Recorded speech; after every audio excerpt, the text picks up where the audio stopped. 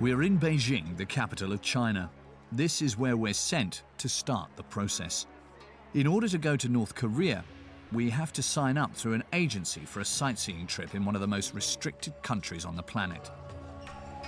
To be eligible to participate, it is obligatory to complete this form and accept a whole list of restrictions, some of which are completely absurd. Entering the country with a Bible is forbidden. Wearing a t-shirt with political or obscene slogans is forbidden. Bringing books in Korean or about North Korea is forbidden. And above all, it is forbidden to be a journalist. We've had to become invisible online before we sent our request. Donc là, nous sommes à l'aéroport de Pékin. Dans une heure, on va prendre le premier vol pour Pyongyang, la capitale de la Corée du Nord. Le pays est totalement interdit aux journalistes. Du coup, on va se faire passer pour deux touristes. Avec des caméscopes. We are flying with Air Koryo, the North Korean state-owned airline. No foreign newspapers are available, only the official press boasting about the great leader Kim Jong Un's latest missile tests. There are no blockbusters on the screens, just propaganda videos on a loop. After an hour and a half, we fly over Pyongyang, the capital of a closed country led by a 34-year-old dictator who's been terrifying the world for several months. Already, our camera is causing problems. Yes? Please don't take pictures. Please don't take pictures. Okay, okay.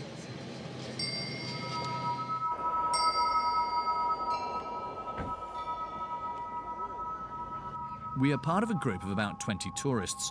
All nationalities are accepted except South Koreans, who are the regime's worst enemies. Through the window, we discover the new face of the country. Kim Jong Un has not only built missiles, modern skyscrapers have also appeared. For 10 days, we will be guided around the country. There is no question of travelling around ourselves. Our trip will be monitored very closely. Don't cut it up, don't chop off. The regulation is Bowling alleys and bars, even if it is only the most privileged who go. Our guides are proud to show us that life is happy in their country. But it is impossible to know what daily life really looks like for North Koreans. We're forbidden from talking to them.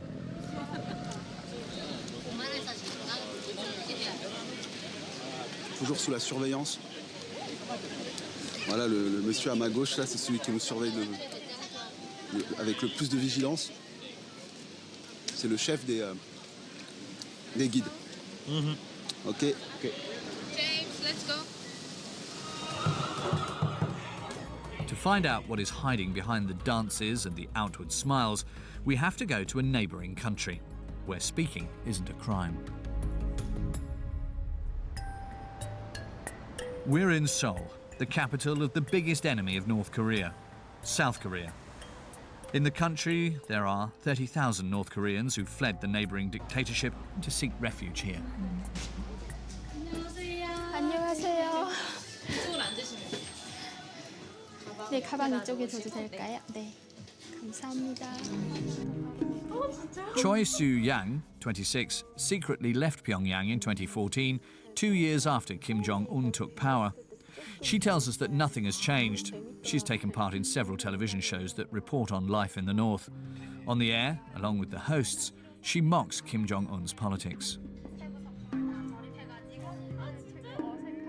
그 식생활을 좀 개선해보려고 김정은이가 군에서 콩농사 열풍을 되게 세차게 불러일으키라고 그러거든요. 콩농사? 네, 콩농사. 네, 그러면서 우리 남한으로 말하면 국방부 장관이죠. 네, 그런 북한군 청정치국장한테 당신 청정치국장이 아니라 군인들 속에서 콩정치국장이라고 불릴 정도로 콩농사에 대한 그런 네.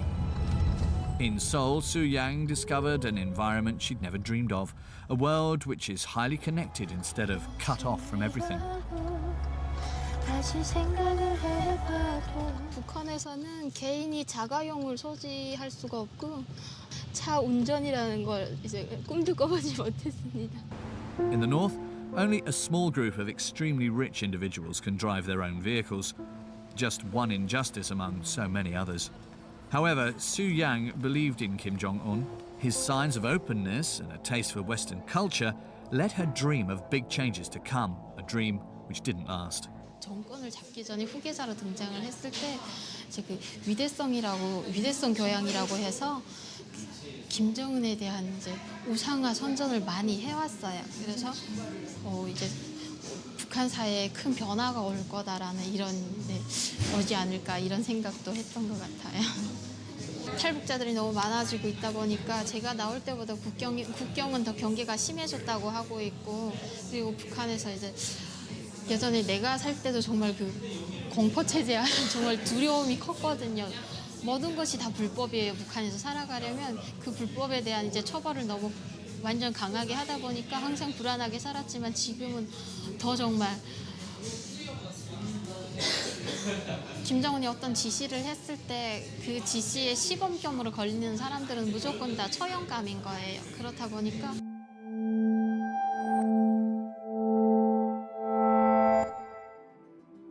Kim Jong-un eliminates anyone who gets in his way.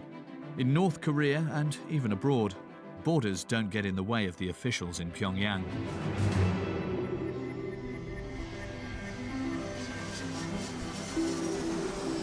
We are in Kuala Lumpur, the capital of Malaysia. It was here that one of the most memorable assassinations of recent years took place.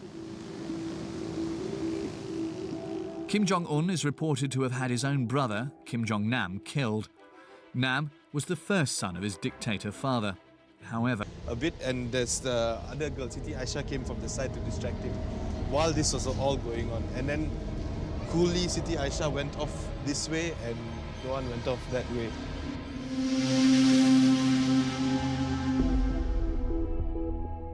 the scene is filmed by two different cameras. Here we can see the young woman who runs her hand over his face from behind.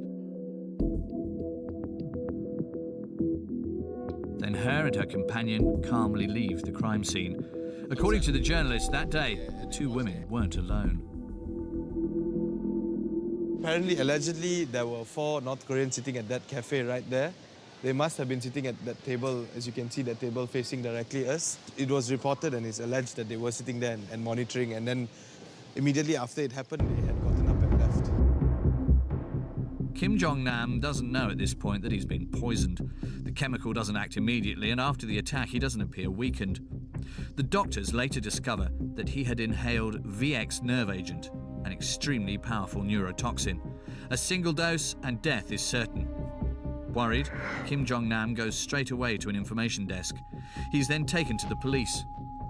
On these images, we see him reenact the scene.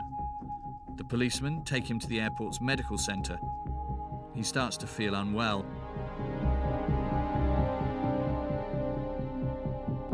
A passerby takes this photo of him. He's lying on a stretcher, waiting to be taken to hospital. He dies in the ambulance.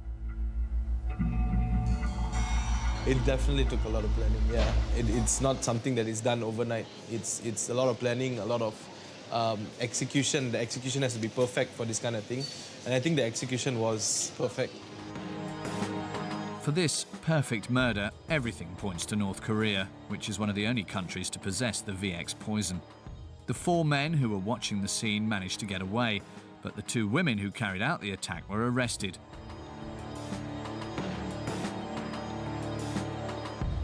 One of them chose a big-shot Malay lawyer to defend her, Dato Naran Singh. He claims it's all a plot, assuring that his client does not have the profile of a professional killer. She's a very pretty woman, you know. Anybody will pick her for acting, you see, like this, you see. And then she's very outgoing. Outgoing, I know. Very outgoing lady. She was in a TV show? Yeah, she has been. Several shows in Vietnam. So she really wanted to be famous? Yeah. Any woman lah. Slightly questionable arguments from the lawyer, but according to him, this explains that the young woman didn't know what she was doing. What happened, they started doing video prank itself in Vietnam. And she was invited to come to Malaysia to do these video pranks. That was the reason she was here. One of the things that she did that day was to get a movie shooting for a prank video. There were certain people who were with her, who directed her to go and do this act. And she's merely innocent in doing the act. That's what we are looking at. The young woman says that her and her companion had been trained for several months, carrying out real hidden camera stunts. It's going to be hard to convince the court of such an unlikely story. They both risked the death penalty. Regardless of their fate, everything points to Kim Jong Un being the person who ordered the assassination. In the centre of Kuala Lumpur, we have a meeting with Axel Huang, a friend of the victim. According to him, Nam knew he was in danger. He always sit here. Wife sit here. So he like here. Because grass here. Okay? Grass protect. And then the security, two bodyguards, always sitting here. He was always accompanied by his bodyguards. However, the day of his assassination, he was alone. This is not surprising for his friend. What is this community so terrible? I have to talk to them. Jong Nam was very good financial condition until Jang Song-tek was arrived. Remember Kim Jong Un's uncle, the one he had assassinated just after he arrived in power. Jang Song-tek was killed by Kim Jong Un. After that, all the pipeline, money pipeline, supply is stopped. So he got some suffering for the money, financial, I think, problem. No more money meant no more bodyguards. Kim Jong Nam became an easy target. Yet he still criticized his brother and the regime in Pyongyang. According to his friend, his fate was sealed. 2012, already Kim Jong Un trying to kill, order already, trying to kill Kim Jong Nam. After the assassination of Kim Jong Nam, Kim Jong Un laid low. From then on, he was the only one left with claim to the Kim legacy. At the same time, the dictator protected himself from his enemies outside by launching missiles and developing his nuclear weapons.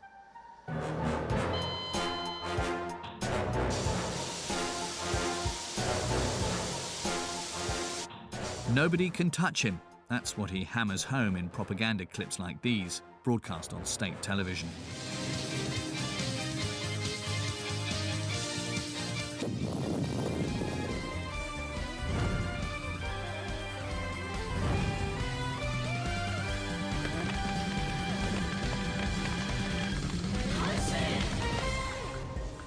During our visit, the regime conducted a nuclear test.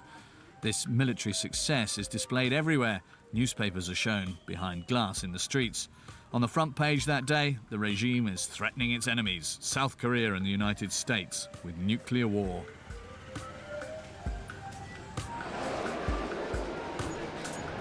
Même chez le coiffeur, il y a des affiches de bombes atomiques qui déchirent le drapeau américain. Our guides take us to the countryside. We take roads which are completely empty. Sometimes we see large blocks of stone intended to block tanks in case of an invasion. Our destination for the day is a farm. It has 1,867 farmers here. The total population of this area is about 3,043 people, and also it has over 1,000 families. Inside the farm is a statue depicting the abundance of the country. It was built in 1997, during a famine that caused hundreds of thousands of deaths in the country. Donc chaque visite qu'on fait, en fait, elle a un objectif précis. On est vraiment dans un voyage de propagande. Et ici, c'est une ferme modèle. L'objectif, c'est de nous montrer qu'il y a à manger en Corée et que la famine, elle est loin. During our visit, it's impossible to see the workers close up. Everything is done so we don't meet. This is a farm? Yeah. But there are no farmers. It is too hot. Okay. They are under shadow. Okay. We can't see the farmers. On the other hand, we can hear what is broadcast all day over the loudspeakers that are placed all around the farm.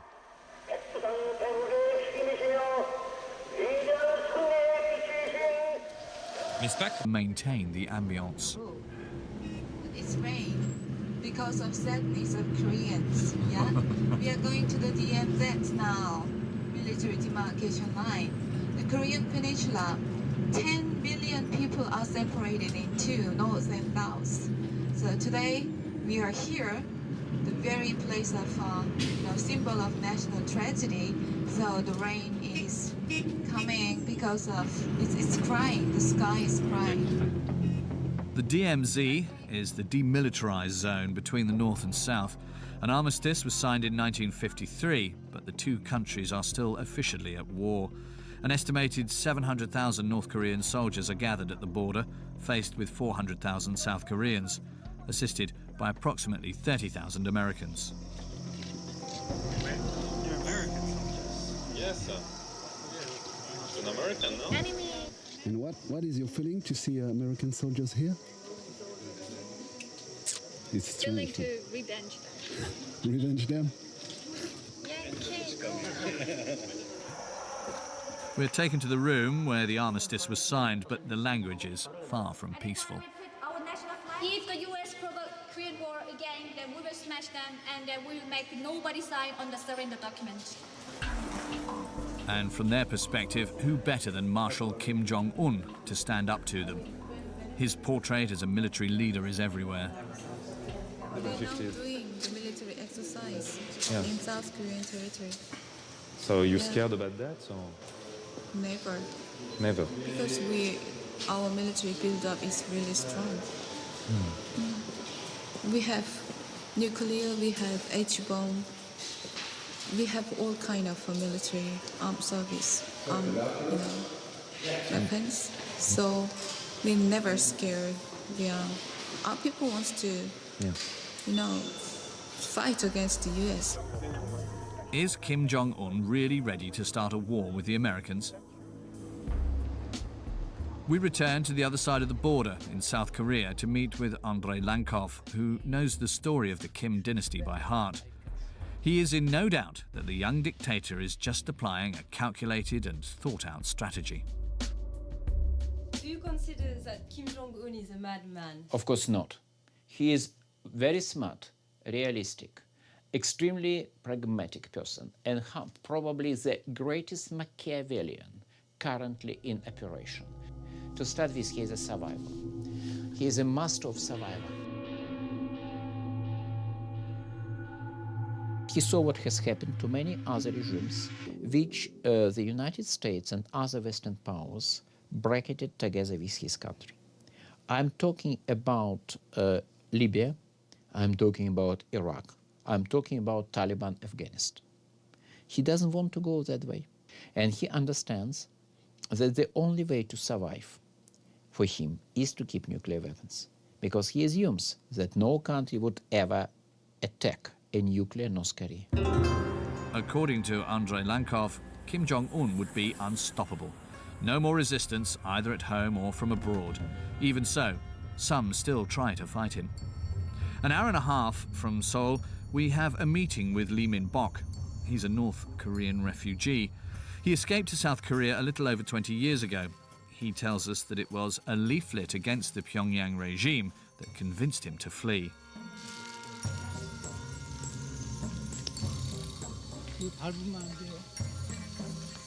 Mr. Lee is one of North Korea's biggest enemies. There is a price on his head. 풍선 제작을 하는 거예요. 여기다 이제 수도가스를 내가지고 삐라를 달아서 날린다고. 자, 이거 삐라 이게 전단이에요, 이게. In the bags are slogans against the regime, pages of the Bible which are forbidden in North Korea, and anti-Kim Jong-un films on USB keys. Two men are with him from the South Korean police. 그 경찰이 여기 있으니까. 이민복 씨 북한 로스 코리아 테러. 6명이서 2명씩 24시간 매일 어디를 가든지 항상 있어요. 서로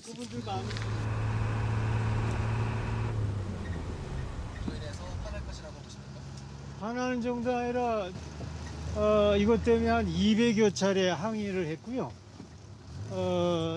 저희 하는 걸 독침 솔라 스파이를 보냈댔고요. 다 잡았지만요. 암살 시도를 많이 한다고 해도 두려우시지 않으십니까? 네, 괜찮아요. I'm okay. 오히려 그럴수록 이게 효과 있다라고 오히려 희열을 느껴요. After 2 hours on the road, we reach our destination, in the middle of nowhere. North Korea is within reach of the balloons.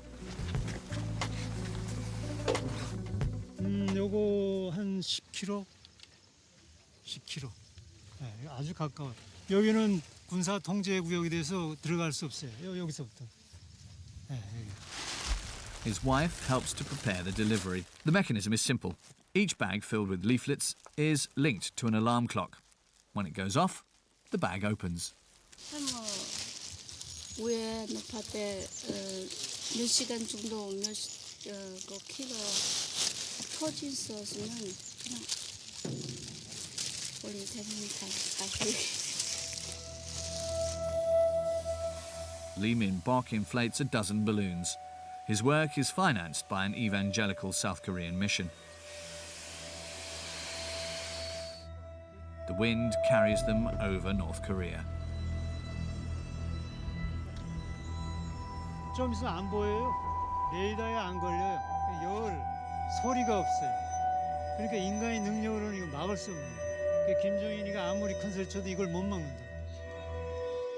It's hard to know what impact these balloons have on the North Korean population. Most likely, it's fairly minimal, especially since it is very dangerous to be caught on the other side of the border with a tract denouncing the regime. It's the last day of our trip in North Korea. Il est 6 heures du matin. Et sur la rive en face, il y a plein de gens qui dansent sur des musiques patriotiques. During our whole stay, besides our guides, we've only seen any North Koreans from far away. Everything is organised to limit the contact between them and us, the foreigners. They're not allowed to leave the country and they can't communicate with the outside world. Is it possible to send a mail? Send a mail possible. Yeah? Where is it? Which country? France. France? Yeah. We film discreetly. For my mom. 계산하니까 Je dois remplir un formulaire. 근데 이거 9월 말에 Okay. I have to. 카트린이 떨어진다는데. Okay. France? The internet network is practically non-existent in North Korea. Around 0.5% of the population have access and only the richest and the most powerful. But it is still being monitored. So there is internet here? Nothing. Nothing? Nothing. Only email. Ah, ok, il y a que les emails. Ok. Not Google. Google, no. Google. No. Okay. Yeah. Okay. Yeah. Okay. Je pense qu'elle connaît pas. C'est un des seuls endroits du pays où tu peux envoyer un email en fait. Ok. Can I can Okay. Donc là, le mail va partir, mais de la boîte mail de l'hôtel. Autant dire que faut pas écrire n'importe quoi. A simple email scrutinized by the hotel employee. Salut maman, je t'écris depuis la Corée du Nord. The text will be read before being sent, no doubt.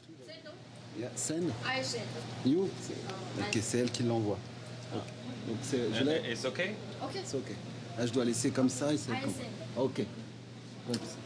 And the huge majority of North Koreans don't even have access to this little window to the outside world.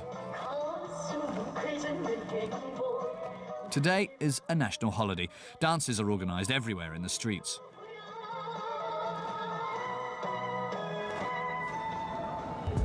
Our guides take us to the centre of Pyongyang, where the biggest event is to take place. To get there, we take the subway, where we are allowed to film on the condition that we don't speak to anyone.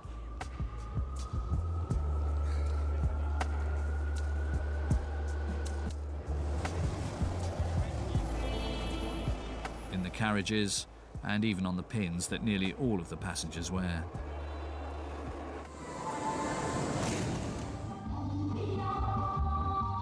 The grand finale of the day and our journey in the country is the celebrations of citizens who say they are just like any others.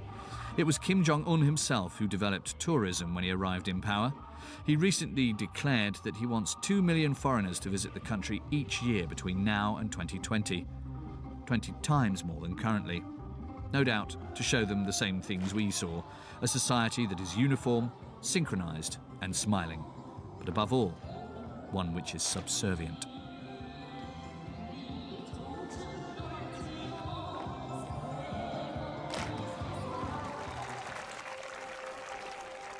When the music stops, the square empties in a few seconds. The citizens were probably just actors. Here, even on a day of celebration, it remains a society under control.